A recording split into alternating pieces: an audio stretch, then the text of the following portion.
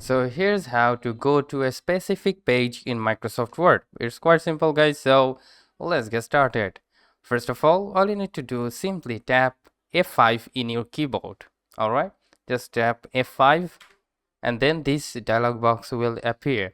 So now from here you can enter the page number simply by writing on it. Like I want to go to the second page, so I will tap on the 2 and then select this go to option. So now we have jumped into the second page. All right, so this is one of the way. Another way is to go to your home tab on the left upper side, and then you will see this find option. So you need to tap on that, and then from here you will probably see these three options. So you need to select the pages, and now you can simply go through the pages easily. So that's how you can jump to a particular page in Microsoft Word.